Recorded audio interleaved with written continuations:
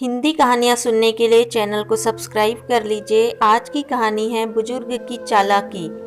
बचपन में माता पिता अपने बच्चों को ये ज़रूर सिखाते हैं कि हमें किसी भी बुजुर्ग की हमेशा इज्जत करनी चाहिए और उन्हें मान देना चाहिए, क्योंकि उन्होंने हमसे ज़्यादा दुनिया देखी होती है। ये कहानी उसी के बारे में है। एक दिन एक ट्रेन में एक बुजुर्ग आदमी सफ़र कर रहा था। ट्रेन के उस डिब्बे में 5-6 नौजवान लड़के भी बैठे थे। तभी उस नौजवान लड़कों के मन में कुछ शरारत करने का आइडिया आता है। ये आइडिया यह था कि उन लोगों को ट्रेन की चैन खींचनी थी। फिर उन लड़कों के दिमाग में एक ख्याल आता है कि अगर ट्रेन की चैन खींचेंगे तो हमें फाइन भरना पड़ेगा। उनमें से एक लड़का बोलता है कि कोई बात नहीं, हम फाइन भर देंगे। सभी लोग 100-100 रुपये, 150-150 रुपये इकट्ठा कर लो, जितना भी फाइन लगेगा हम भर देंगे। सभी ने पैसे इकट्ठे कर लिए। पूरे मिलाकर 900 रुपये इकट्ठे हुए। ट्रेन में सफ़र कर रहा वो बुजुर्ग ये सब देख रहा था। फिर उन लड़कों के मन में आता है कि क्यों ना हम कुछ ऐसा करें कि हम चैन भी खींच लें और हमें फाइन भी न भरना पड़े। उसमें से एक लड़का बोलता है, हाँ, मेरे पास एक अच्छा आइडिया है, जिससे हम चैन भी खींच लेंगे और फाइन भी न भरना पड़ेगा। बाकी के सभी लोग उसे बड़ी आतुरता के साथ पूछने लगे, जल्दी बताओ, ऐसा कौन सा आइडिया है तुम्हारे पास?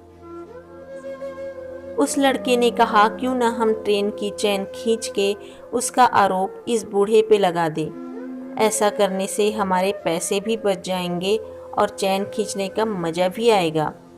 वो बुजुर्ग आदमी ये सब सुन रहा था। उसने इन लड़कों से ये भी कहा कि मुझे क्यों परेशान कर रहे हो, लेकिन ये सभी लड़के बोल रहे थे कि नहीं, हम तो परेशान करेंगे ही। इतने में एक लड़के ने चैन खींच दी। वो बुजुर्ग आदमी सोच रहा था कि अब तो कुछ हो ही नहीं सकता है। वो चुपचाप बैठ गया। कुछ देर में ट्रेन के अधिकारी आए और उन्होंने पूछा कि ये ट्रेन की चैन किसने खींची। उन सभी लड़कों ने कहा कि इस बूढ़े आदमी ने ट्रेन की चैन खींची है। तभी वह अधिकारी ने उन बुजुर्ग से पूछा कि आपने ट्रेन की चैन क्यों खींची। तभी उन बुजुर्ग ने उस अधिकारी से कहा, इन लड़कों ने मेरे 900 रुपये छीन कर अपनी जेब में रख लिए हैं, तो मैं परेशान होकर ट्रेन की चैन खींच दी।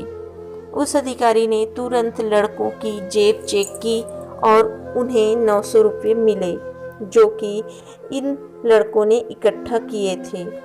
उन्होंने वो 900 रुपये इन बुजुर्ग को दे दिए और उन सभी को आगे की कार्यवाही करने के लिए पुलिस स्टेशन में बुलाया।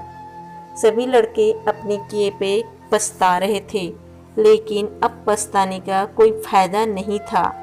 सीख: हमें किसी बुजुर्ग आदमी से कुछ न कुछ सीखना चाहिए, न कि उन्हें परेशान करने के बारे में सोचना चाहिए, क्योंकि हम जो काम आज कर रहे हैं वो ये काम कई साल पहले ही करके बैठे हैं। इसलिए हमें उनका आदर करना चाहिए। ज़िंदगी का तजुर्बा उन्हें ज़्यादा रहता है। Thank you. सुनने के लिए दिल से धन्यवाद। पसंद आया है तो सब्सक्राइब कर लीजिए।